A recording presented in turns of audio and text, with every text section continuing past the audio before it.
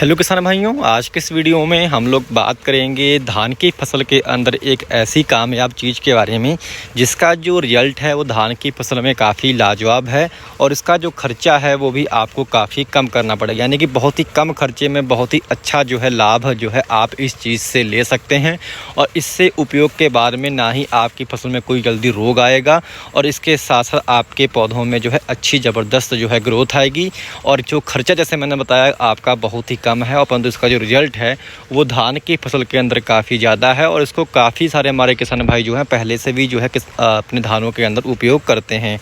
हम लोग जिस चीज़ के बारे में यहाँ बात करेंगे वो करेंगे आज हम लोग फिटकरी के उपयोग के बारे में और साथ ही साथ जो आपका कॉपर सल्फेट आता है यानी कि नीला थोथा जो आता है इसके बारे में, क्योंकि ये दोनों ही जो है एक नेचुरल फंगीसाइड का कार्य हमारी फसलों के अंदर करते हैं, यानी कि फंगस को मारने का कार्य जो है करते हैं। जो फिटकरी होती है किसान भाइयों इसके अंदर एनम होता है जो कि आग की फंगस को जो है बहुत ही जल्दी मारने का कार्य करता है। इसके साथ साथ आग की मिट्टी का जो पीएच मान होता है उसको भी जो है कम करने में जो है मदद करता है। जैसे ही आपकी मिट्टी का पीएच मान जो है कम होगा तो इससे आपकी मिट्टी में जो फिक्स पड़े जो आपके न्यूट्रेंट होते हैं वो तुरंत एक्टिवेट हो जाते हैं, क्योंकि ज़्यादा पीएच होने की वजह से वो अच्छे से कार्य नहीं कर पाते। परंतु यदि आप फिटकरी का उपयोग करते हैं तो एनम होने के कारण आपकी जो मिट्टी का पीएच मान होता है वो एकदम से जो है नीचे आता है, जिससे आपकी पौधों को जो है जो आपकी ज़मीन में पड़े न्यूट्रेंट होते हैं यानी कि जो ज़मीन में पड़ी खादें होती हैं वो आपको जो है यानी पौधों को जो है दोबारा मिलना स्टार्ट हो जाती हैं।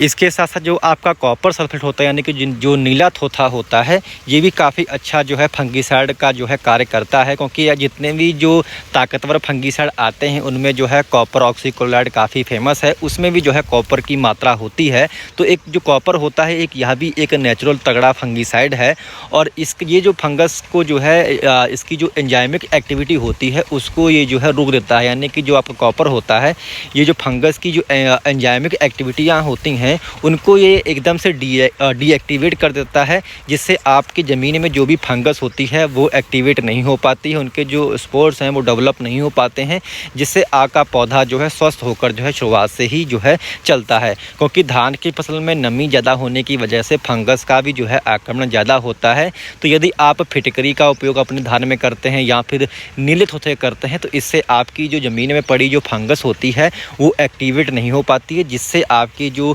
आपका जो पौधा है वो फंगस से बचा रहता है। साथ ही साथ जो आपका कॉपर होता है ये किसान भाइयों आपका एक न्यूट्रेंट का भी कार्य करता है, क्योंकि आपका जो कॉपर होता है ये आपका सूक्ष्म पोषक तत्व है। जो आपके पौधे को 17 तत्व चाहिए होते हैं उनमें से एक तत्व है जो कि आपके पौधों में जो है अच्छा प्रभाव छोड़ता है और काफ़ी अच्छे जो है आपको इसके रिजल्ट देखने को मिलते हैं। और ये दोनों ही चीज़ें चाहे आपका फिटकरी डालें चाहे आप जो है नीला थोथा डालें, दोनों ही चीज़ें नेचुरल हैं, यानी कि आपके पौधों के ऊपर किसी प्रकार का साइड इफ़ेक्ट नहीं छोड़ते हैं। यदि बात करें इनकी मात्रा के बारे में तो फिटकरी का उपयोग जो है आपको तकरीबन 1.5 किलो प्रति एकड़ के हिसाब से करना चाहिए। 1.5 किलो फिटकरी होती है वो 1 एकड़ के लिए पर्याप्त होती है। और इसके साथ साथ यदि बात करें नीले थोथे की मात्रा की तो ये तकरीबन आपको सिर्फ आधा किलो प्रति एकड़ के हिसाब से ही जो है इसका उपयोग करना है, यानी कि आधा किलो जो है नीला थोथा जो है पर्याप्त रहता है। परंतु इसका इस्तेमाल करने का तरीका ऐसा है कि आप पहले जो है अपने खेत के अंदर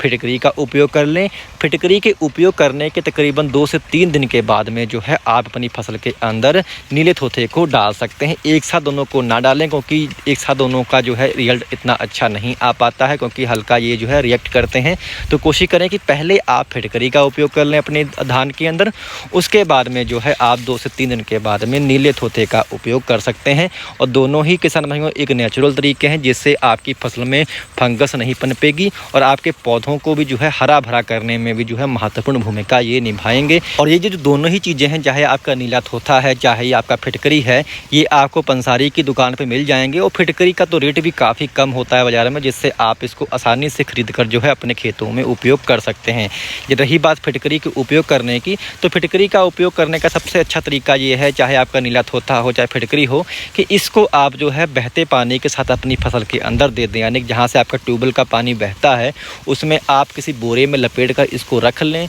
रखने के बाद में जो है धीरे धीरे अपने आप ही जो है पानी में घुलकर जो है आपके खेत में फैल जाएगी। या फिर आप इसको फिटकरी को या फिर आप जो आपका नीला थोथा है इनको बारीक करके जो है पीस कर जो है आप यूरिया में मिलाकर मिलाकर भी जो है उपयोग कर सकते हैं। परंतु यूरिया में जब आप मिलाते हैं तो दोनों को एक साथ ना मिलाएं, या तो आप फिटकरी मिलाएं या फिर आप नीले थोथे को मिलाएं और उससे 2 से 3 दिन के बाद में जो है दूसरी चीज़ का आप उपयोग करें। इससे आपको काफ़ी बेहतर रिजल्ट मिलेंगे। इसमें बस आपको एक जो है सावधानी रखनी है कि यदि आपकी मिट्टी का पीएच मान काफ़ी कम है, यानी कि तकरीबन 5.5 से नीचे है या 6 से नीचे है, तो ऐसी मिट्टियों में जो है आप इन चीज़ों का उपयोग ना करें, क्योंकि ये हाईली एसिडिक होती हैं। यदि आप इन चीज़ों का अपने खेतों के अंदर उपयोग कर देंगे तो ऐसे में जो है आपकी मिट्टी का पीएच मान और गिरेगा, जिससे आपको हल्का जो है नुकसान भी देखने को मिल सकता है। तो यदि आप इन चीज़ों का उपयोग करेंगे तो आपकी फसल में बहुत ही अच्छे जो है रिजल्ट आपको देखने को मिलेंगे। और ये काफ़ी सस्ते भी पड़ते हैं फंगीसाइड के मुकाबले, परंतु इनका रिजल्ट आपको तभी देखने को मिलेगा यदि आप फंगस आने से पहले आप इसका उपयोग करेंगे।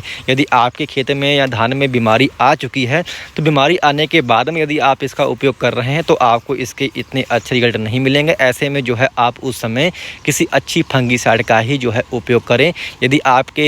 खेत में बीमारी नहीं आई है तो उससे पहले जो है आप इनको यदि डालते हैं तो इससे आपकी जो फंगस है ज़मीन में वो एक्टिवेट होने से ये चीज़ें रुकती हैं। तो उम्मीद करता हूँ कि जानकारी आपके काम है, जानकारी आपको अच्छी लगी हो तो कृपया हमारे चैनल को आप लोग सब्सक्राइब करना जो है मत भूलिएगा। धन्यवाद।